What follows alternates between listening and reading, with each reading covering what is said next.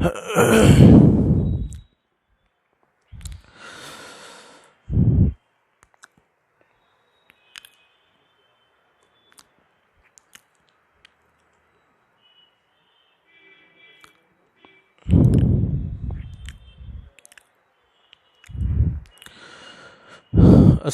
علیکم ورحمۃ اللہ وبرکاتہ۔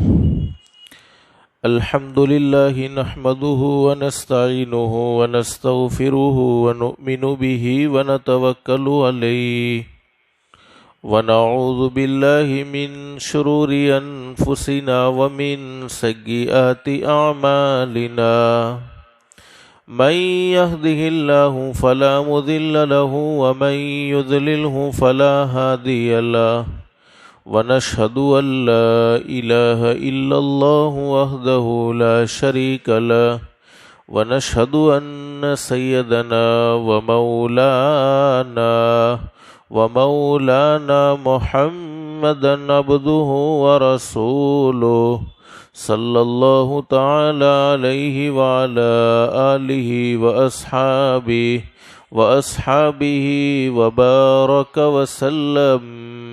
وبارک وسلم تسلیما کثیرا کثیرا۔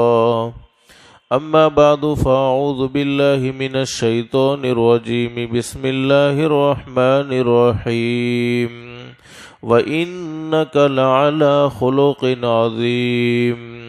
وقال النبي صلى الله عليه وسلم إنما بعثت لأتمم مكارم الأخلاق، أو كما قال النبي صلى الله عليه وسلم۔ صدق الله العلي العظيم وصدق رسوله النبي الكريم۔ رب اشرح لي صدري ويسر لي أمري واحلل عقدة من لساني يفقهوا قولي، سبحانك لا علم لنا إلا ما علمتنا إنك أنت العليم الحكيم۔ درود شریف پڑھ لیں۔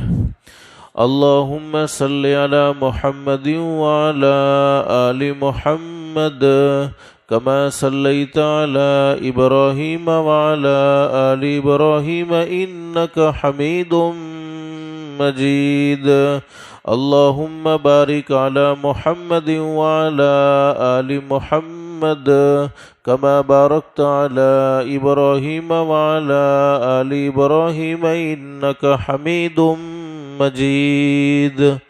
ولیوم اور تھوڑا سلو کر دو، یہاں جتنے بیٹھے اتنوں کو آواز پہنچے اتنا کرو۔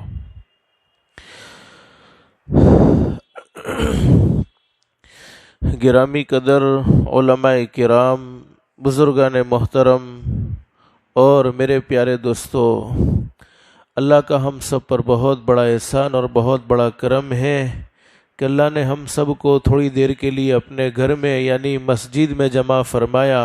دعا کرو اللہ ہم سب کے جمع ہونے کو قبول فرمائے۔ میرے بھائیوں، کوئی لمبی چوڑی باتیں نہیں کرنی، کچھ مختصر باتیں، بس اللہ ہم سب کو عمل کی توفیق نصیب فرمائے۔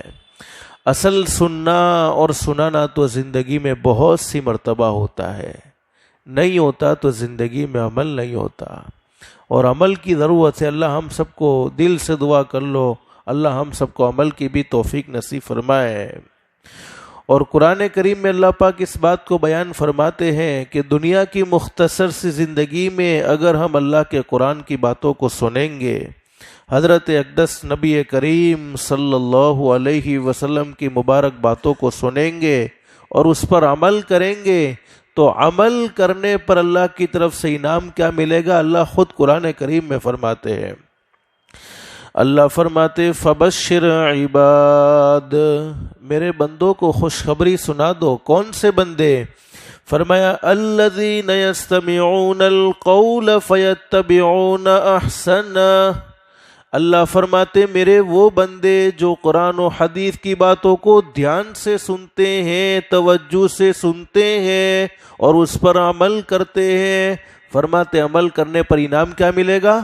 اولئک الذین ھداھم اللہ واولئک ھم اولو الالباب۔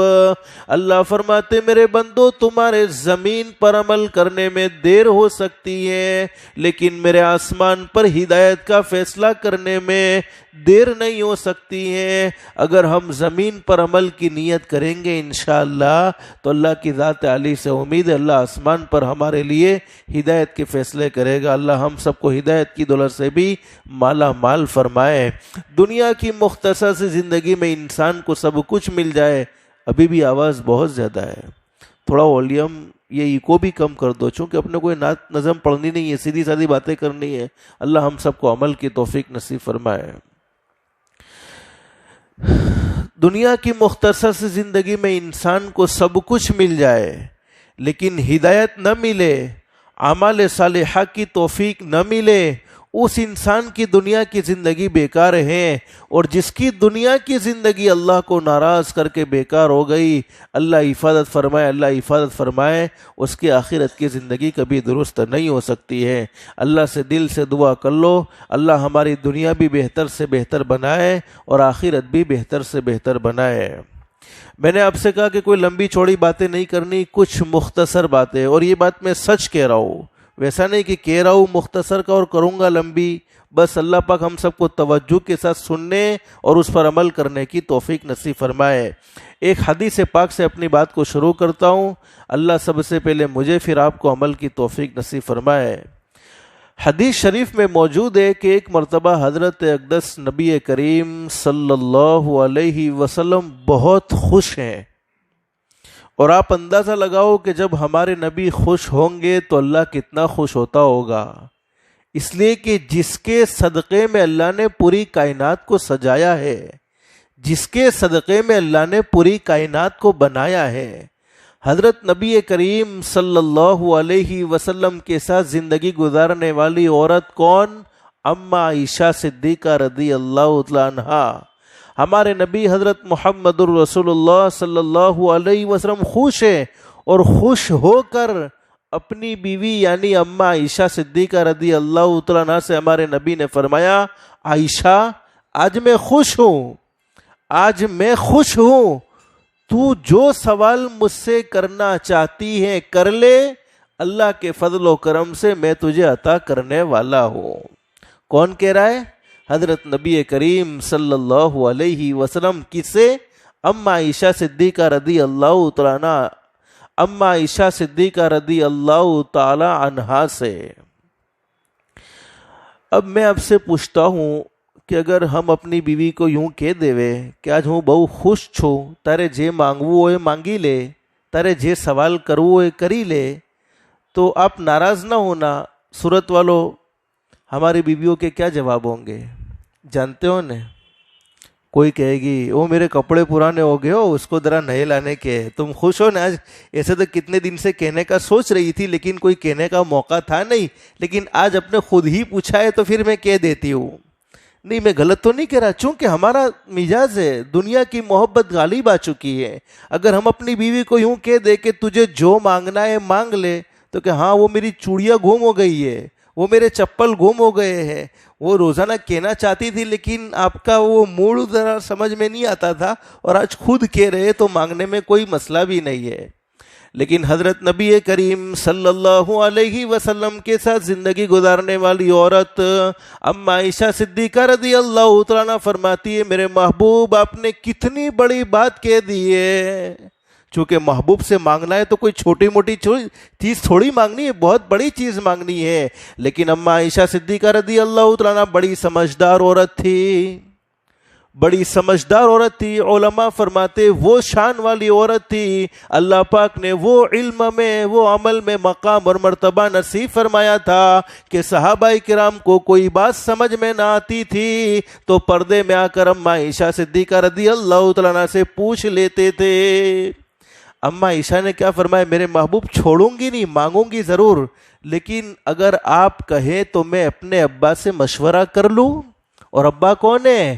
حضرت ابو بکر صدیق رضی اللہ تعالیٰ عنہ، جو بڑے شان والے ہیں، علماء فرماتے پوری امت کی محبت کو ایک پلڑے میں رکھ دیا جائے اور صدیق اکبر کی محبت کو ایک پلڑے میں رکھ دیا جائے تو صدیق اکبر کی محبت پوری امت کی محبت پر بھاری ہوگی۔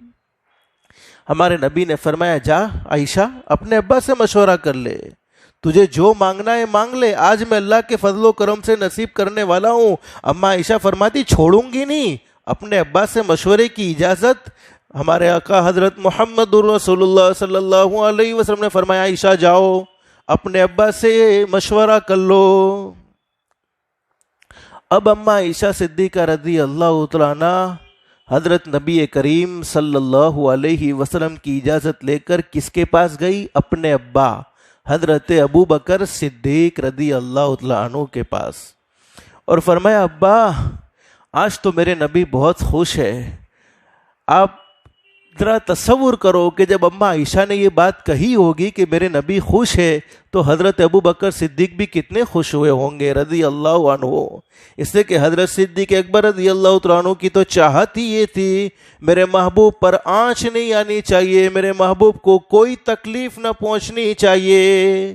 اما عائشہ نے فرمایا میرے محبوب آج بہت خوش ہیں اور میرے محبوب نے مجھے یہ آفر کی ہے کہ جو مانگنا ہے مانگ لے، میں میرے محبوب سے پوچھ کر آپ سے مشورہ کرنے کے لیے آئی ہوں۔ ابا بتلاؤ تو صحیح آج میرے محبوب سے میں کس چیز کا سوال کروں؟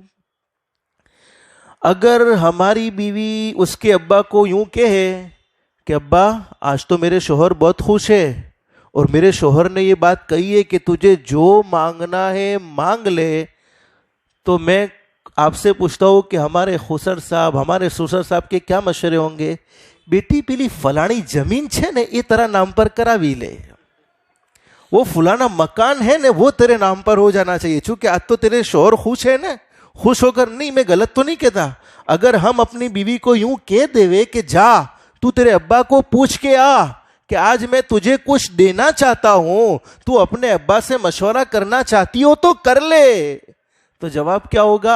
ابا یہی کہیں گے وہ فلانی دکان ہے نا، پتہ نہیں تیری ساسری والوں کا کیا ٹھکانہ، وہ فلانی زمین ہے، وہ فلانا مکان ہے، وہ فلانا گھر ہے، وہ تیرے نام پر کروا لے۔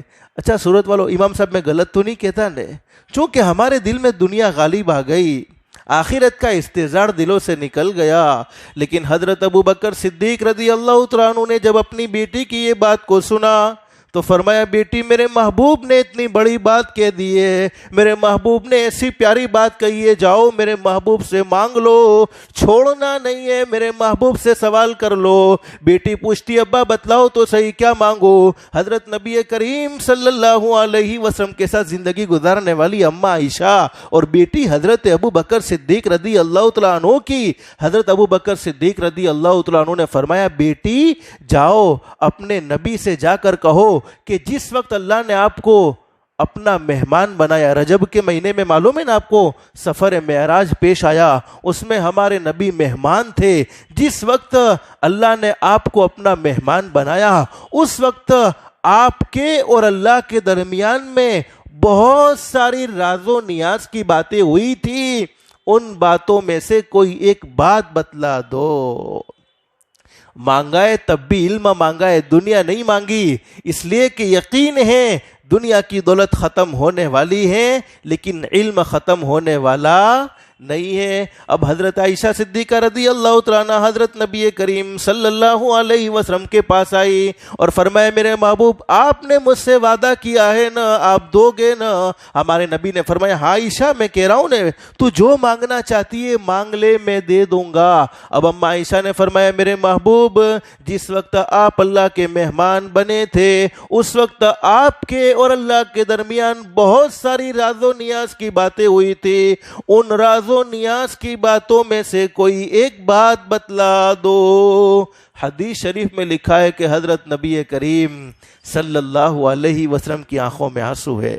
اور میرے بھائیوں، ہمارے نبی کو اللہ نے خوبصورت بنایا تھا تو آپ کے چہرے پر آنسو بھی تو ظاہر ہوں گے، اس لیے کہ پوری امت میں سب سے زیادہ ہم یہ بات سنتے ہمارے نبی بڑے حسین و جمیل تھے۔ بولو بے شک اللہ نے بڑا حسن نصیب فرمایا تھا، اللہ نے بڑی خوبصورتی نصیب فرمائی تھی، لیکن آپ نے یہ بات سنی ہوگی حضرت یوسف علیہ السلام کو اللہ پاک نے دنیا کی آدھی خوبصورتی دی۔ بولو سنا ہے کہ نہیں سنا؟ اور ہمارے آقا حضرت محمد الرسول اللہ صلی اللہ علیہ وسلم بھی خوبصورت ہیں، لیکن دونوں کی خوبصورتی میں فرق کیا ہے؟ اگر کوئی ہمیں پوچھے کہ میرے محبوب کی خوبصورتی اور حضرت یوسف علیہ السلام کی خوبصورتی میں فرق کیا ہے، تو ایک جواب تو حدیث میں موجود ہے۔ اما عائشہ صدیقہ رضی اللہ تعالیٰ فرماتی ہے میرے محبوب حضرت محمد الرسول اللہ صلی اللہ علیہ وسلم کی خوبصورتی کا عالم یہ تھا کہ مصر کی عورتوں نے حضرت یوسف علیہ السلام کے چہرے کو دیکھ کر اپنی انگلیاں کاٹ لی۔ اگر یہی مصر کی عورتیں میرے محبوب کے چہرے کو دیکھ لیتی تو اپنے دل کاٹ لیتی۔ لیکن ایک اور جواب سنو، حضرت یوسف علیہ السلام بھی خوبصورت ہیں اور ہمارے نبی حضرت محمد الرسول اللہ صلی اللہ علیہ وسلم بھی حسین و جمیل ہے، لیکن دونوں کی خوبصورتی میں فرق یہ ہے حضرت یوسف علیہ السلام کے چہرے کو دیکھ کر مصر کی عورتوں نے اپنی انگلیاں کاٹ لی، اور سرکار مدینہ حضرت محمد الرسول اللہ صلی اللہ علیہ وسلم کے چہرے کو دیکھ کر صحابہ کرام نے اپنی گردنیں کٹوا لی۔ تو بولو کس کی خوبصورتی زیادہ ہے؟ اما عائشہ نے کہا میرے محبوب جس وقت آپ معراج میں اللہ کے مہمان بنے تھے اس وقت آپ کے اور اللہ کے درمیان بہت ساری راز و نیاز کی باتیں ہوئی تھی، ان باتوں میں سے کوئی ایک بات بتلا دو۔ اب ہمارے نبی نے فرمایا عائشہ تو نے بہت عجیب چیز کا سوال کیا ہے، عائشہ سن لو، میرے اور اللہ کے درمیان بہت ساری راز و نیاز کی باتیں ہوئی، لیکن ایک بات اللہ نے مجھے یوں بھی کہی، ایک بات اللہ نے مجھے یہ بھی بتلائی، میرے محبوب آپ کی امت کے جو لوگ ٹوٹے ہوئے دلوں کو جوڑیں گے، آپ کی امت کے جو لوگ ٹوٹے ہوئے دلوں کو جوڑیں گے، اللہ انہیں سیدھا جنت الفردوس کا داخلہ نصیب فرمائے گا۔ اب اما عائشہ نے یہ بات سنی، خوش ہو گئی کہ اگر کوئی ٹوٹے ہوئے دلوں کا سہارا بن گیا، کسی نے کسی کو سہارا دے دیا، کسی نے کسی کے دل کو تسلی دے دی، اللہ پاک اسے سیدھا جنت میں داخل کرے گا۔ لیکن حدیث شریف میں موجود ہے حضرت ابو بکر صدیق رضی اللہ تعالیٰ عنہ نے فرمایا تھا بیٹی میرے محبوب جو بھی بات بتلائے تو مجھے بتلانے ضرور آنا۔ اما عائشہ صدیقہ رضی اللہ تعالیٰ عنہ اپنی ابا کی خدمت میں گئی ہے اور فرمایا ابا میرے محبوب نے کتنی عجیب بات بیان فرمائی کہ جو لوگ ٹوٹے ہوئے دلوں کو جوڑیں گے اللہ پاک انہیں سیدھا جنت میں داخل فرمائے گا۔ اس بات کو سن کر حضرت ابو بکر صدیق رضی اللہ تعالیٰ عنہ رو رہے ہیں۔ بیٹی نے پوچھا ابا میرے نبی نے اتنی اچھی بات کہی آپ روتے کیوں ہو؟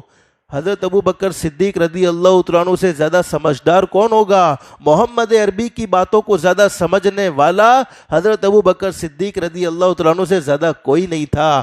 فرمایا بیٹی تو نے میرے محبوب کی بات کے ایک پہلو کو، ایک سائیڈ کو سوچا ہے، دوسرے سائیڈ کو سوچا ایک پہلو کون سا ہے کہ جو ٹوٹے ہوئے دلوں کو جوڑیں گے اللہ پاک انہیں سیدھا جنت میں داخل کرے گا، تو دوسری سائیڈ کو بھی تو سوچ کہ جو لوگوں کے دلوں کو دکھائیں گے، لوگوں کے دل کے ٹکڑے ٹکڑے کریں گے، پتہ نہیں ان کا کیا عالم ہوگا۔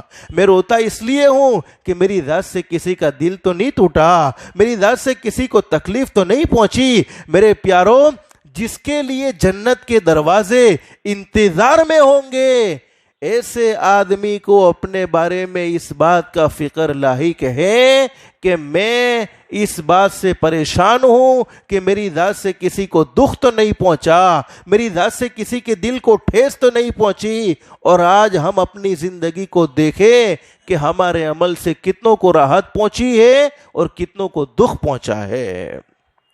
اللہ ہر ایک کو بیت اللہ کی زیارت نصیب فرمائے، کہہ دو آمین۔ اس لیے کہ اللہ کے لیے کوئی مشکل نہیں ہے۔ اللہ سننے پر آوے تو کوئی مشکل۔ مولانا جانتے حضرت شیخ سعدی رحمۃ اللہ علیہ بڑے زبردست ولی کامل ہے جن کی کتاب فارسی زبان میں مدرسوں میں پڑھائی جاتی ہے۔ حضرت شیخ سعدی رحمۃ اللہ علیہ نے بڑی زبردست بات لکھی ہے، ایک چونٹی کے دل میں تمنا ہو گئی کہ میں اللہ کے گھر کا دیدار کروں۔ اللہ پاک تو دلوں کو جاننے والے ہیں، اور قرآن کریم میں اللہ فرماتے ادعونی استجب لکم، میرے بندو اگر تم مجھ سے سوال کرو گے میں تمہارے سوال کو پورا کرنے والا ہوں۔ حضرت شیخ سعدی رحمۃ اللہ علیہ فرماتے ہیں ایک چونٹی کے دل میں تمنا ہوئی کہ میں بیت اللہ کی زیارت کروں۔ اب چونٹے کے لیے اللہ نے فلائٹ کا انتظام کیا۔ فلائٹ کون سی؟ کبوتر۔ وہ کبوتر پر سوار ہو کر بیت اللہ کا دیدار کر کے آئی۔ تو ہم تو انسان اشرف المخلوقات میں ہیں، اگر ہم تمنا کریں گے تو اللہ پاک ہماری تمنا کو پوری نہیں فرمائے گا؟ ضرور فرمائے گا، لیکن شرط یہ ہے اللہ سے اخلاص اور للہیت کے ساتھ دعا کو مانگنا چاہیے۔ تو میں بات کیا کہہ رہا تھا؟ بیت اللہ ایک مرتبہ ہمارے آقا حضرت محمد الرسول اللہ صلی اللہ علیہ وسلم بیت اللہ کا طواف کر رہے ہیں۔ طواف کے دوران آپ نے بیت اللہ کو مخاطب کر کے فرمایا اے کعبہ، میں جانتا ہوں تو بڑا اکرام و احترام والا ہے، تیری شان تو بہت بلند ہے، تیری شان تو بہت اعلیٰ ہے، تیرا طواف تو فرشتوں نے کیا، اور علماء جانتے یہ تو اللہ کا فضل ہے، یہ تو اللہ کا کرم ہے کہ اللہ ہمیں بار بار بلاتے ہیں، ورنہ حدیثوں میں لکھا ہے کہ ایک فرشتہ ایک مرتبہ طواف کر لیتا ہے، قیامت تک اس کو دوسری مرتبہ چانس ملتا نہیں ہے۔ لیکن ہمارے نبی نے فرمایا کعبہ میں جانتا ہوں کہ تیرا اکرام بڑا ضروری ہے، تیرا احترام بڑا ضروری ہے، ارے تیرا طواف تو انبیاء اکرام نے کیا، فرشتوں نے کیا، ارے تیرا طواف تو قیامت تک کے آنے والے لوگ کریں گے، لیکن اے کعبہ، اے بیت اللہ، تجھے اگر کوئی 100 مرتبہ توڑ دے، شہید کر دے، بولو ایسی غلیظ حرکت کوئی کر سکتا ہے؟ ہمارے دل میں تو مسجد کا احترام ہے، اگر تجھے کوئی 100 مرتبہ توڑے، شہید کر دے، اور میں محمد عربی اپنے ہاتھوں سے اس کو بناؤں، مجھے اس کا کوئی افسوس نہیں ہے جتنا ایک مسلمان کے دل پر رائی کے دانے کے برابر تکلیف پہنچانے پر افسوس ہوتا ہے۔ میرے پیارو، اس وقت مجھے مختصر آپ کو سمجھانا یہ ہے، ہمارے ہر نیک عمل کا مقصد بولو کس کو پا لینا ہے؟ اس وقت ہم بیٹھے ہیں، ہر ایک کو نیند بھی آئی ہے، بھوک کا بھی تقاضا ہے، اور سب سے زیادہ مجھے بھی تقاضا ہے، اس لیے کہ پورے دن کا میں بھی تھکا ہوا ہوں، لیکن ہر ایک کا مقصد کیا ہے؟ بولو کس کو پا لینا؟ اللہ کو پا لینا۔ فجر کی نماز ہم پڑھتے ہیں نا سردی کے موسم میں، کوئی زبردستی پڑھتا ہے، بلکہ کس کے ڈر سے؟ اللہ کے ڈر سے۔ ہر نیک عمل کا مقصد اللہ کو پا لینا ہے۔ ارے ہمارا اللہ کے راستے میں نکلنا، اس کا بھی مقصد اللہ کو پا لینا ہے۔ نمازوں کا اہتمام کرنا اللہ کو پانے کے لیے، رمضان کے روزے رکھنا اللہ کو پانے کے لیے، اللہ سے محبت قائم کرنے کے لیے۔ لیکن سورت والوں یہ بات دھیان میں رکھو، ساری زندگی مجاہدے میں گزر گئی، ساری زندگی ریاضات میں گزر گئی، ساری زندگی قربانیوں میں گزر گئی اللہ کو پانے کے لیے، لیکن جس دل میں مخلوق کی دشمنی ہوتی ہے اس دل میں اللہ کی محبت ہرگز نہیں آ سکتی ہے۔ اس لیے کہ حدیث میں فرمایا نبی کریم صلی اللہ علیہ وسلم نے قلوب المؤمنین عرش او کما قال النبی صلی اللہ علیہ وسلم، سرکار مدینہ حضرت محمد الرسول اللہ صلی اللہ علیہ وسلم نے ارشاد فرمایا مومن کا دل اللہ کے رہنے کی جگہ ہے۔ اب جس دل میں بغض بھر چکا ہو، جس دل میں حسد بھر چکا ہو، جس دل میں دشمنیاں بھر چکی ہو، ایسے ناپاک دل میں اللہ کی محبت ہرگز نہیں آ سکتی ہے۔ اللہ ہم سب کو اخلاق مصطفیٰ والی زندگی نصیب فرمائے۔ لیکن حدیث شریف میں بڑی زبردست بات بیان فرمائی ہے، اللہ ہم سب کو عمل کی توفیق نصیب فرمائے۔ حدیث شریف میں حضرت نبی کریم صلی اللہ علیہ وسلم نے ارشاد فرمایا میرا کوئی امتی کسی مسلمان کے دل کو خوش کر دے۔ اب خوش کرنے کے مختلف طریقے ہیں، اچھا بول بول کے خوش کر دیا، اس کے ساتھ حسن سلوک کا معاملہ کر کے خوش کر دیا، اس کو اس کو کوئی سہارا دے دیا اور اس کا دل خوش کر دیا۔ حدیث شریف میں فرمایا نبی کریم صلی اللہ علیہ وسلم نے اس خوش کرنے کے بدلے میں اللہ پاک ایک فرشتہ پیدا کرتے ہیں، اور وہ فرشتہ قیامت تک اللہ کی تعریف کرتا رہتا ہے، قیامت تک اللہ کی حمد و ثنا کرتا رہتا ہے، اور اس کا ثواب خوش کرنے والے بندے کو ملتا ہے۔ لیکن میرے بھائیوں، آج ہمارے اخلاق میں بڑی کمی آئی ہے۔ مسلمان نماز پڑھنے کو نماز بھی تو پڑھ لیتے ہیں، رمضان کے روزے رکھنے کو روزے بھی تو رکھ لیتے ہیں، لیکن کمی آئی ہے تو اخلاق مصطفیٰ ہماری زندگی سے نکلتے چلے گئے۔ اللہ ہم سب کو اچھے اخلاق والا بنائے، اور اگر ہم دین کی محنت استقامت کے ساتھ کرنا چاہتے ہیں تو سب سے پہلا کام ہمارے اخلاق درست ہونے چاہیے۔ حضرت مولانا جلال الدین رومی رحمۃ اللہ علیہ بڑے زبردست ولی کامل ہے۔ ان کی کتاب مثنوی فارسی زبان میں، جس کا اردو ترجمہ بھی موجود ہے، حضرت مولانا جلال الدین رومی رحمۃ اللہ علیہ نے بڑی زبردست بات لکھی ہے۔ حضرت موسیٰ علیہ السلام ایک نبی گزرے، معلوم ہے نا آپ کو؟ ہمارے آقا حضرت محمد الرسول اللہ صلی اللہ علیہ وسلم کے تشریف لانے سے پہلے بہت سے انبیاء کرام اس دنیا فانی میں تشریف لائے۔ حضرت موسیٰ علیہ السلام کو ابھی نبی نہیں بنایا گیا، ابھی وہ رسول نہیں ہے، ابھی پیغمبر نہیں ہے۔ اور آپ نے یہ بات بھی سنی ہوگی کہ صحابہ کرام میں سب سے زیادہ سخت مزاج حضرت فاروق اعظم کا جلالی مزاج تھا، اور انبیاء کرام میں سب سے زیادہ جلالی اور سخت مزاج حضرت موسیٰ علیہ السلام کا تھا۔ حضرت موسیٰ علیہ السلام ابھی نبی نہیں ہے، ابھی پیغمبر نہیں بنے، ابھی رسول نہیں بنے، اس سے پہلے بکریاں چراتے تھے، اور بکریاں کئی انبیاء کرام نے چرائی، یہاں تک کہ ہمارے نبی حضرت محمد الرسول اللہ صلی اللہ علیہ وسلم نے بھی بکریاں چرائی ہے۔ ایک مرتبہ حضرت موسیٰ علیہ السلام بکریوں کے لمبے چوڑے ریوڑ کو لے کر نکلے ہیں، آگے بکریوں کا ریوڑ، پیچھے حضرت موسیٰ علیہ السلام۔ لیکن ہوا ایسا کہ ایک مرتبہ بکریوں کی ریوڑ میں سے ایک چھوٹی بکری الگ بھاگنے لگی۔ ساری بکری ایک طرف ہے، ایک چھوٹی بکری الگ بھاگ رہی ہے۔ اب حضرت موسیٰ علیہ السلام اس کے پیچھے بھاگ رہے، ابھی نبی نہیں ہے، ابھی رسول نہیں ہے، ابھی پیغمبر نہیں ہے، اس چھوٹی سی بکری کے پیچھے بھاگ رہے ہیں۔ بکری بھاگ رہی ہے، پیچھے حضرت موسیٰ بھاگ رہے ہیں۔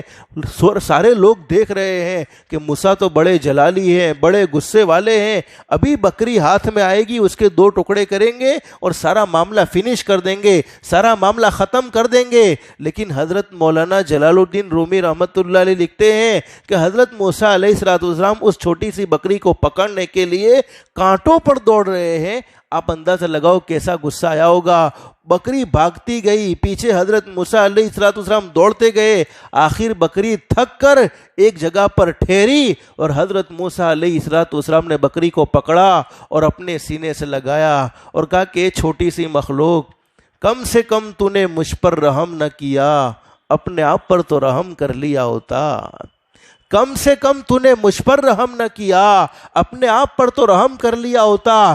بس اتنی سی بات کہی ہے، اللہ نے آسمان پر فیصلہ کر دیا، موسیٰ آج میں نے تمہارے دل کو نبی بنانے کے لیے پسند کر لیا ہے، آج میں نے تمہارے دل کو نبوت کے لیے منتخب کر لیا ہے۔ میرے بھائیوں، جو ایک جانور کے ساتھ حسن سلوک کا معاملہ کرتا ہے، بولو اللہ اس کے دل کو کیا بنا دیتے؟ نبی بنا دیتے ہیں۔ اور ہمارا عقیدہ، ہمارے نبی آخری نبی، بولو آپ کے بعد کوئی نبی آنے والا نہیں، یہ ہمارا عقیدہ ہے، ہمارا ایمان ہے، ہمارے نبی آخری نبی، آپ کے بعد کوئی نبی نہیں، آپ کے بعد کوئی رسول نہیں، آپ کی شریعت آخری شریعت، یہ قرآن کریم آخری کتاب۔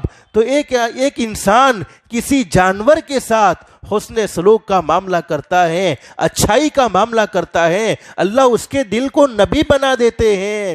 اگر ہم اپنے بھائیوں کے ساتھ، اپنے رشتہ داروں کے ساتھ، ماں باپ جیسی عظیم نعمت کے ساتھ، جس کا دنیا میں کوئی بدل نہیں ہے، ہر نعمت کا بدل موجود ہے، بیوی کا بدل دوسری بیوی موجود ہے، بیٹے کا بدل دوسرا بیٹا موجود ہے، بیٹی کا بدل دوسری بیٹی موجود ہے، بھائی کا بدل دوسرا بھائی موجود ہے، لیکن ماں باپ ایک ایسی عظیم نعمت ہے جس کا کوئی بدل نہیں ہے۔ اگر ہم اپنے ماں باپ کے ساتھ حسن سلوک کریں گے، اپنے رشتہ داروں کے ساتھ حسن سلوک کریں گے، تو یہ دل نبی تو نہیں بن سکتا، لیکن ولی ضرور بن سکتا ہے۔ نبوت کے دروازے بند ہو چکے ہیں، ولایت کے دروازے ابھی بند نہیں ہوئے، اس لیے اللہ پاک کو نہ لمبی لمبی نمازیں مطلوب ہے۔ اور میں اپنی طرف سے نہیں کہتا، صحیح حدیث میں موجود ہے، فرمایا نبی کریم صلی اللہ علیہ وسلم نے، انسان دن بھر کے لمبے لمبے روزے رکھ کر، رات بھر کی لمبی لمبی نمازوں کو پڑھ کر اتنا اونچا مقام حاصل نہیں کر سکتا ہے جتنا کہ اچھے اخلاق سے مقام کو حاصل کر لیتا ہے۔ یعنی اچھے اخلاق والا رات بھر کی لمبی لمبی نمازیں پڑھنے والوں سے اور دن بھر کے لمبے لمبے روزے رکھنے والوں سے بھی بہتر ہے۔ اور حضرت نبی کریم صلی اللہ علیہ وسلم کی ساری زندگی ہمارے سامنے موجود ہے۔ حضرت نبی کریم صلی اللہ علیہ وسلم کی زندگی ہمارے سامنے واضح ہے کہ ہمارے نبی نے کیسی زندگی گزاری ہے۔ حضرت موسیٰ علیہ السلام کے بارے میں معلوم ہے آپ کو کہ اللہ سے باتیں کرتے تھے، کوہ طور پر جاتے تھے، اللہ سے باتیں کرتے تھے۔ ایک مرتبہ حضرت موسیٰ علیہ السلام نے سوال کر لیا، الہ العالمین تیرے نزدیک سب سے زیادہ عزت والا بندہ کون سا ہے؟ بولو جس کی اللہ کی یہاں عزت ہوگی، بندوں میں عزت ہوگی کہ نہیں ہوگی؟ اللہ نے فرمایا میرے نبی موسیٰ، میرے نزدیک سب سے زیادہ عزت والا بندہ وہ ہے جو بدلہ لینے کی طاقت رکھنے کے باوجود سامنے والے کو معاف کر دے۔ اگر ہمارے ساتھ کسی نے برا سلوک کیا ہے، ہمارے ساتھ کسی نے برا برتاؤ کیا ہے، ہم فل طاقت رکھتے ہیں اس سے بدلہ لینے کی، اس سے انتقام لینے کی، اس کے باوجود ہم نے معاف کر دیا۔ اللہ فرماتے اس سے بڑا عزت والا بندہ میرے نزدیک کوئی نہیں ہو سکتا۔ اس لیے میرے بھائیوں، دل کو مخلوق کی دشمنی سے پاک اور صاف کرو۔ اگر مخلوق کی دشمنی سے دل پاک اور صاف ہوگا تو اللہ کی محبت ضرور اس دل میں آئے گی۔ اللہ کے نبی حضرت محمد الرسول اللہ صلی اللہ علیہ وسلم کی محبت ضرور اس دل میں آئے گی۔ آج ہماری نمازیں بے اثر ہو چکی ہیں، ہماری تلاوتیں بے اثر ہو چکی ہیں، ہمارے اذکار بے اثر ہو چکے ہیں۔ اس کی ایک خاص وجہ یہ ہے کہ یہ دل مخلوق کی دشمنی سے، مخلوق کی گندگی سے بھر چکا ہے۔ اور جس دل میں مخلوق کی گندگی، میرے بھائیوں، ہم دوسروں کے کیا دشمن بنتے؟ آج تو مسلمان کے اخلاق یہ ہے کہ وہ باپ کا دشمن بنا پھرتا ہے، ماں کا دشمن، اور شرم سے ڈوب مرنا چاہیے۔ کئی ایسے بھی ہیں جو اپنے گھر میں رہنے والی کمزور بیویوں پر بھی ظلم کرتے ہیں۔ اللہ ہم سب کی حفاظت فرمائے۔ میرے بھائیوں، آخر ایک بات بتا کر بات ختم کرتا ہوں۔ اللہ ہم سب کو عمل کی توفیق نصیب فرمائے۔ اللہ ہم سب کو اخلاق مصطفیٰ والی زندگی نصیب فرمائے۔ حضرت شیخ سعدی رحمۃ اللہ علیہ بڑے زبردست ولی کامل ہے، جن کا میں نے ابھی آپ کے سامنے تذکرہ کیا۔ فرماتے ہیں کہ میں نے 2 آدمیوں کو اپنی زندگی میں تلاش کیا، لیکن 2 آدمی مجھے اپنی زندگی میں بولو کبھی نہیں ملے۔ حضرت شیخ سعدی بہت گھومے ہیں، اپنی زندگی میں 2 آدمیوں کو تلاش کرتا رہا، لیکن ساری زندگی گزر گئی، لیکن وہ 2 آدمی مجھے اپنی زندگی میں کبھی نہ ملے۔ نمبر 1، جس نے اللہ کے لیے مال خرچ کیا ہو، اللہ کی راہ میں مال لٹایا ہو اور وہ فقیر بن گیا ہو، ویسا کبھی نہیں ہوا، بلکہ اللہ کی راہ میں مال خرچ کرنے والا امیر ہی بنتا چلا گیا۔ اللہ کی راہ میں خرچ کرنے والا کبھی فقیر ہوا نہیں ہے۔ اور میرے بھائیوں، کیسے ہو سکتا ہے؟ اللہ کی راہ میں مال خرچ کرنے والا تو امیر ہی بنتا چلا گیا۔ اور حدیث شریف میں موجود ہے، فرمایا نبی کریم صلی اللہ علیہ وسلم نے، جو اللہ کی راہ میں خرچ کرتا ہے یعنی صدقہ کرتا ہے، حدیث شریف میں فرمایا نبی کریم صلی اللہ علیہ وسلم نے، اللہ پاک اسے 3 خطرناک تکلیفوں سے محفوظ رکھتے ہیں۔ نمبر 1، زہریلے جانور کے ڈسنے سے، یعنی کوئی زہریلا جانور اسے نقصان پہنچاتا نہیں ہے۔ نمبر 2، چھت کے نیچے یا دیوار کے نیچے دب کر مر جانے سے، یعنی حادثے والی موت سے بھی اللہ پاک اسے محفوظ رکھتے ہیں۔ اور نمبر 3، اچانک کی موت سے۔ اور ایک بات یاد رکھو، جتنا ہمارا، چونکہ یہ بات میں اس لیے کہہ رہا ہوں کہ بعض دفعہ اللہ پاک کو پانے کے لیے 2 عبادتیں، ایک جانی عبادت، ایک مالی عبادت. بعض دفعہ ہمارے لیے تہجد میں کھڑا ہونا بڑا مشکل ہوتا ہے، اشراق کا اہتمام کرنا بڑا مشکل ہوتا ہے، اوابین کا اہتمام کرنا بڑا مشکل ہوتا ہے، تو آدمی مالی عبادات کے ذریعے بھی اللہ کو پا سکتا ہے. حضرت اقدس نبی کریم صلی اللہ علیہ وسلم ایک مرتبہ تشریف فرمائے. ایک سائل حضرت نبی کریم صلی اللہ علیہ وسلم سے سوال کرنے کے لیے آئے، اور ہمارے آقا حضرت محمد الرسول اللہ صلی اللہ علیہ وسلم کو اللہ پاک نے سخی بنایا تھا. اگر آپ کے پاس کوئی ہوتا تو دے دیتے، کچھ ہوتا تو دے دیتے، نہ ہوتا تو دینے والے کا پتہ بتلا دیتے تھے. اب ہمارے نبی حضرت محمد الرسول اللہ صلی اللہ علیہ وسلم نے سائل سے کہا میرے پاس تو کچھ نہیں ہے، لیکن حضرت عثمان رضی اللہ تعالیٰ عنہ وہ مدینے کے مالداروں میں جن کا شمار ہے ان کا ایڈریس دے دیا کہ جاؤ وہاں چلے جاؤ، اللہ کے فضل و کرم سے تمہاری ضرورت پوری ہو جائے گی. اب وہ سائل پہنچے کس کے گھر پر؟ حضرت عثمان رضی اللہ تعالیٰ عنہ کے گھر پر. لیکن کتابوں میں لکھا ہے کہ حضرت عثمان رضی اللہ تعالیٰ عنہ اپنی بیوی سے لڑ رہے، جیسے آپ لوگ بھی لڑتے ہوں گے، جھگڑتے ہوں گے. ان کا وہ جھگڑا نہیں تھا جو آپ لوگ کرتے، جو میں کرتا ہوں. اس لیے میں نے اپنے آپ کو اس لیے شامل کیا کہ تم کہو گے صرف ہم ہی کرتے، تم کچھ نہیں کرتے. اب جھگڑا کس بات پر ہو رہا ہے کہ حضرت عثمان رضی اللہ تعالیٰ عنہ اپنی بیوی سے کہہ رہے، اس زمانے میں ایسی لائٹیں نہیں تھی، وہ تیل ہوتا تھا اس میں رسی ڈالتے تھے. آج کے زمانے میں بھی بہت سے لوگوں نے ایسا دیکھا ہے، اس میں رسی ڈالتے تھے اور اس کو جلاتے تھے جس سے روشنی ہوتی تھی. اب وہ جھگڑا اس بات کا کر رہے ہیں کہ رسی کو تو نے موٹا یعنی جاڑا کیوں رکھا، جس کی وجہ سے تیل کا خرچ زیادہ ہوتا ہے. اب وہ سائل تو سوچ رہا ہے کہ اللہ کے نبی نے مجھے کیسے بخیل آدمی کے پاس بھیجا ہے کہ بس اتنے سے معاملے میں اپنی بیوی سے لڑتا ہے، تو آخر میری کیا مدد کرے گا. لیکن شہنشاہ کائنات حضرت محمد الرسول اللہ صلی اللہ علیہ وسلم کے بارے میں اللہ قرآن کریم میں فرماتے ہیں وَمَا يَنْتِقُ عَنِ الْهَوَىٰ إِنْ هُوَ إِلَّا وَحْيٌ يُوحَىٰ. اللہ فرماتے میرے محبوب کبھی اپنی مرضی سے بولتے نہیں ہیں، میرے محبوب کبھی اپنی مرضی سے بات نہیں کرتے، میرے محبوب جو بھی بولتے ہیں زبان میرے محبوب کی ہوا کرتی ہے، کلام تو خود رب العالمین کا ہوتا ہے. اب ساحل نے کہا کہ ہاں بھیجا کس نے ہے؟ شہنشاہ کائنات نے بھیجا ہے. اب علماء نے بڑی عجیب بات بیان فرمائی ہے. اس سائل نے حضرت عثمان رضی اللہ تعالیٰ عنہ سے کچھ مقدار کا سوال کیا، حضرت عثمان رضی اللہ تعالیٰ عنہ نے اس مقدار سے کئی گنا بڑھ کر اسے عطا کیا. صحابہ کرام دلوں کے بڑے پاک اور صاف تھے، ہمارا جیسا بغض نہیں تھا. اور یہ میں اپنی مرضی سے نہیں کہتا، حدیث شریف میں لکھا ہے، فرمایا نبی کریم صلی اللہ علیہ وسلم نے میری امت پر قیامت کے قریب ایک زمانہ ایسا آنے والا ہے لوگوں کی زبان شہد سے زیادہ میٹھی ہوگی، لوگوں کی زبان مد سے زیادہ میٹھی ہوگی، لیکن دل بھیڑیوں سے زیادہ گندے ہوں گے. اور آج ہے کہ نہیں؟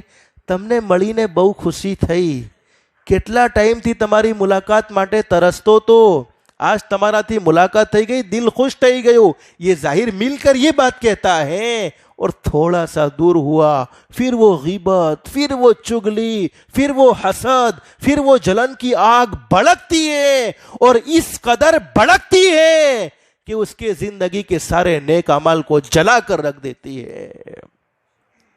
اب وہ سائل نے صاف سوال کر لیا، حضرت ایک بات پوچھنا چاہتا ہوں، ناراض نہ ہو جاؤ تو. حضرت عثمان نے فرمایا، فرماؤ کیا کہنا چاہتے؟ کہ حضرت دیکھو میں نے آپ کا جھگڑا کوئی ارادتاً نہیں سنا، کہ میں چونکہ یہ کان لگانا یہ جائز نہیں ہے کہ ہم کسی کے گھر میں جھگڑا ہو رہا ہے اور وہ ارادتاً سن رہے، یہ جائز نہیں ہے. تو فرمایا کہ میں نے آپ کا جھگڑا کوئی ارادتاً نہیں سنا، لیکن آپ کی آواز باہر آ گئی تو میں نے سن لیا، اور میرا کوئی جاسوسی کا بھی کوئی ارادہ نہیں تھا. تو اس وقت میرے دل میں ایک خیال آیا کہ جب ایک آدمی اپنی بیوی سے اتنے سے معاملے میں لڑتا ہے تو وہ میری کیا مدد کر سکتا ہے، لیکن حضرت آپ نے تو میری مدد کئی گنا زیادہ کر دی۔ اب حضرت عثمان کا جواب ہے، بس وہ ہم اپنے دل میں بٹھائیں گے انشاءاللہ۔ حضرت عثمان نے کیا فرمایا رضی اللہ تعالیٰ عنہ؟ فرمایا جس مال کی وجہ سے میں اپنی بیوی سے لڑتا تھا، کیا کہا؟ جس مال کی وجہ سے، جس مال کے اوپر میں اپنی بیوی سے لڑتا تھا، اس مال کا تو کل قیامت میں مجھے اللہ کو حساب دینا ہے، اور جو مال میں نے تجھے دیا ہے اس مال کا تو کل مجھے اللہ سے حساب لینا ہے۔ سمجھ میں آ گئی بات؟ اگر ہم اپنی ذات پر خرچ کرتے ہیں تو اس کا تو اللہ کو حساب دینا ہے، لیکن اللہ کے لیے، کسی کی مدد کے لیے، کسی کے تعاون کے لیے۔ اور آپ نے ایک حدیث فضائل میں سنی ہوگی، حدیث شریف میں موجود ہے کہ ایک مرتبہ ہمارے آقا تشریف فرما ہے، صحابہ کرام کا مجمع موجود ہے۔ ہمارے نبی نے صحابہ کرام سے فرمایا، میرے صحابہ کرام، غریبوں کی پہچان، غریبوں سے محبت کثرت سے رکھو، ان کے ساتھ اچھا تعلق کرو اور ان کے ساتھ احسان کا معاملہ کرو، اس لیے کہ ان کے پاس بہت بڑی دولت ہے۔ اب ایک صحابی کھڑے ہو گئے، فرمایا میرے محبوب، ایک طرف تو آپ یہ کہہ رہے کہ غریبوں کے ساتھ احسان کا معاملہ کرو، اور دوسری طرف یہ کہہ رہے کہ ان کے پاس بہت بڑی دولت ہے، آخر کیا بات ہے؟ حضرت نبی کریم صلی اللہ علیہ وسلم نے ارشاد فرمایا، جس نے غریبوں کے ساتھ دنیا میں حسن سلوک کا معاملہ کیا ہوگا، وہ کل قیامت میں غریب حضرات مالداروں کا ہاتھ پکڑ پکڑ کر انہیں جنت تک پہنچائیں گے اور کہیں گے اللہ یہ فلانا مالدار ہے جس نے دنیا میں میری یہ ضرورت پوری فرمائی تھی۔ بات دور چلی گئی، میرا یہ موضوع نہیں ہے، میں کیا کہہ رہا تھا؟ حضرت شیخ سعدی رحمۃ اللہ علیہ فرماتے میں نے اپنی زندگی میں 2 آدمیوں کو تلاش کیا لیکن کبھی نہیں پایا۔ نمبر 1، جس نے اللہ کی راہ میں مال خرچ کیا ہو اور وہ فقیر بن گیا ہو، ویسا کبھی نہیں ہوا۔ اور نمبر 2، جس نے کسی پر ظلم کیا ہو، جس نے کسی پر زیادتی کا معاملہ کیا ہو اور وہ اللہ کی پکڑ سے بچ گیا ہو، ویسا بھی کبھی نہیں ہوا۔ یعنی ظلم کرنے والے کو اللہ ضرور پکڑتے ہیں، ظالم کو ڈھیل دیتے ہیں۔ آج بیویوں کے ساتھ غلط سلوک ہوا، ارے ہمارے ماتحتوں کے ساتھ غلط سلوک ہوا، دکان پر کام کرنے والے ملازمین کے ساتھ ہمارا غلط رویہ ہوا۔ ڈرنا چاہیے کہ جو خدا تجھے سیٹھ بناتا ہے وہ کبھی تجھے خادم بھی بنا سکتا ہے۔ اس لیے ماتحتوں پر کبھی ظلم نہ کرو، ماتحتوں پر کبھی ظلم نہ کرو۔ اس لیے بہت اچھی بات کہی ہے کسی نے، جیسی کرنی ویسی برنی، نہ مانو تو کر کے دیکھو، جیسی کرنی ویسی برنی، نہ مانو تو کر کے دیکھو، جنت بھی ہے دوزخ بھی ہے، نہ مانو تو مر کے دیکھو، بھلے عمل کا بھلا نتیجہ، بھلے عمل کا بھلا نتیجہ، برے عمل کا برا نتیجہ، جن لوگوں نے برا کیا ہے چل کر ان کا گھر دیکھو۔ یعنی لوگوں کو ستانے والے، لوگوں پر ظلم کرنے والے، کسی کے دل کے ٹکڑے ٹکڑے کر دینے والے، سب سے پہلا دنیا کی زندگی میں اللہ کی طرف سے عذاب یہ ہوتا ہے کہ اللہ ان کی زندگیوں سے سکون و اطمینان چھین لیتے ہیں۔ اس لیے ایک بات ہمیشہ یاد رکھو، اگر حقوق اللہ میں کوتاہی ہو گئی، اگر کسی نے نمازیں نہیں پڑھنی چاہیے اس لیے کہ نماز فرض ہے، رمضان کے روزے نہیں رکھنے چاہیے اس لیے کہ رمضان کے روزے فرض ہے، لیکن حقوق اللہ میں کوتاہی ہو گئی، اللہ پر ضروری نہیں ہے کہ اللہ پاک جہنم میں اسے ڈالیں گے، چاہے تو پکڑ کر لے، چاہے تو معاف کر لے۔ اللہ کے لیے کوئی قاعدہ نہیں ہے، اللہ تو اختیار ہے اللہ کو، چاہے تو پکڑ کر لے، چاہے تو معاف کر لے۔ لیکن اگر حقوق العباد میں کوتاہی ہوئی، قرضہ بڑی محبت سے لیا لیکن جب دینے کی باری آئی تو بڑے نمکین جواب دیے، لوگوں کی برائی کرتے رہے، چگل خوری کرتے رہے، حسد اور جلن کی آگ دلوں میں ایسی تھی کہ ہر وقت زبان پر غیبت، ہر وقت دوسروں کی برائی، جس کا نتیجہ یہ ہے اللہ ہم سب کی حفاظت فرمائے۔ حقوق العباد میں کوتاہی ہو گئی، اللہ ہم سب کو معاف فرمائے، تو اس پر اللہ کی طرف سے ضرور پکڑ ہوگی۔ اور یہاں تک علماء نے لکھا ہے جس کے دل میں کسی کی دشمنی آ جاتی ہے اس کو تو اپنے ایمان کی خیر منانی چاہیے. معلوم نہیں کون سے وقت پر اللہ اس سے ایمان کی دولت کو چھین لے. اللہ ہم سب کی حفاظت فرمائے. اس لیے میرے پیارو آج سے ہم سب طے کرتے کہہ دو انشاءاللہ اپنے اخلاق کو درست کریں گے, انشاءاللہ اخلاق کے مصطفیٰ والی زندگی گزاریں گے انشاءاللہ. ہر ظلم کا بدلہ ظلم نہیں خوب سمجھ لے اے نادا, ہر ظلم کا بدلہ ظلم نہیں خوب سمجھ لے اے نادا. اخلاق سے جیتا کرتے ہیں, احسان سے مارا کرتے ہیں. اس لیے آج ایک سنت آپ کو بتلا دیتا ہوں, اگر اخلاق درست کرنا چاہتے ہو تو ایک سنت پر عمل کرو گے انشاءاللہ. گھر میں آئینہ ہوتا ہے نا, بولو کتنی مرتبہ دیکھتے ہیں؟ دیکھتے کہ نہیں دیکھتے؟ اور کوئی بری بات تھوڑی ہے.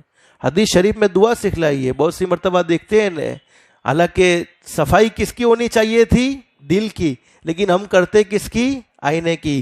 منہ دیکھ لیا آئینے میں پر داغ نہ دیکھا سینے میں. چہرے کو تو بڑی بنانے کی فکر کی کہ اس چہرے پر کوئی داغ تو نہیں ہے, لیکن دل کتنی گندگیوں سے بھر گیا یہ کبھی نہیں دیکھا. منہ دیکھ لیا آئینے میں پر داغ نہ دیکھا سینے میں. دل ایسا لگایا جینے میں مرنے کو مسلمان بھول گئے.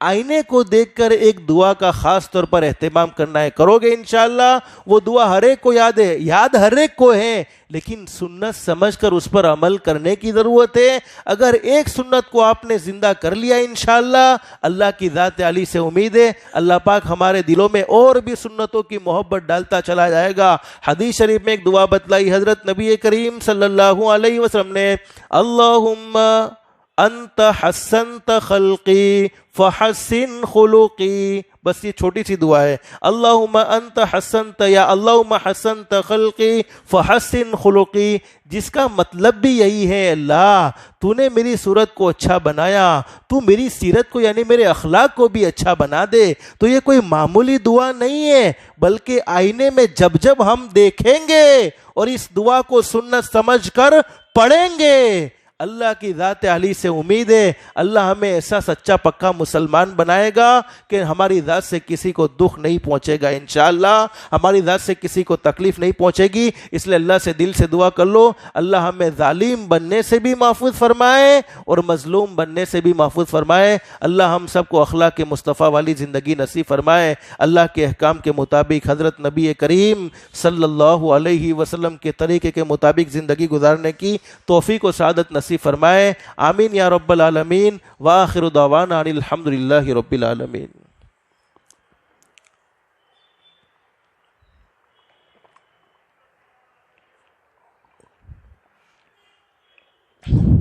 دیکھو میں نے آپ کا زیادہ وقت نہیں لیا. تعلیم ہوتی ہوگی 10-15 منٹ کی تو ہوتی ہوگی نا امام صاحب؟ رات کو نہیں ہوتی آپ کے یہاں؟ عشاء میں نہیں ہوتی؟ اچھا تو کوئی بات نہیں. ایسے مجھے امید تھی کہ فجر کے اندر تعلیم ہوتی ہے, تو ہمارے یہاں الگ الگ سب کا نظام ہوتا ہے. ہمارے یہاں عشاء کے بعد بھی ہوتی ہے, تو اس سے کچھ زیادہ ڈبل وقت لیا ہے. جتنی تعلیم ہوتی ہے اس کا ڈبل وقت ہے. لیکن ایک وعدہ, فجر کی نماز قضا نہیں ہونی چاہیے. عشاء کے بعد کوئی لمبی چوڑی تقریریں نہیں ہونی چاہیے, بس ضرورت کی باتیں ہونی چاہیے. یہ لمبی چوڑی تقریریں کر 2-3 گھنٹوں کا وقت, اس سے بہتر ہے کہ دعا پڑھ کر سو جاؤ. الحمدللہ اللہ نے ہمیں عشاء کی نماز پڑھنے کی توفیق نصیب فرمائی. بولو نا, بے شک پڑھی نا ہم نے. آدھی رات کا ثواب تو ہمارے نامہ اعمال میں بولو لکھا جا چکا کہ نہیں لکھا؟ اب فجر کی نماز ہم جماعت کے ساتھ پڑھیں گے انشاءاللہ, تو اللہ کی ذات علی سے امید ہے پوری رات ہماری عبادت میں شمار ہوگی. تو ایک خاص اس بات کا اہتمام کرنا ہے کہ فجر کی نماز کو ہرگز مت چھوڑو. 4 نمازیں تو بہت سے احباب پابندی کر لیتے ہیں, مشکل معلوم ہوتی ہے سردی کے موسم میں فجر کی نماز. آخرت کو یاد کرو, اللہ کو یاد کرو. اور حدیث شریف میں لکھا ہے جو فجر کی نماز جماعت کے ساتھ پڑھتا ہے آسمان سے ایک نور نازل ہوتا ہے اور پورے دن اس کی حفاظت کرتا رہتا ہے. تو نماز کا خاص طور پر اہتمام کریں گے انشاءاللہ. تو فجر کی نماز ضرور پڑھنی ہے انشاءاللہ. اللہ ہم سب کو 5 وقت کی نماز کا اہتمام کی بھی توفیق نصیب فرمائے, اخلاق کے مصطفیٰ والی زندگی نصیب فرمائے. اللہ ہم سب کو کہنے سننے سے زیادہ اخلاص, استخلاص اور استقامت کے ساتھ عمل کی توفیق نصیب فرمائے.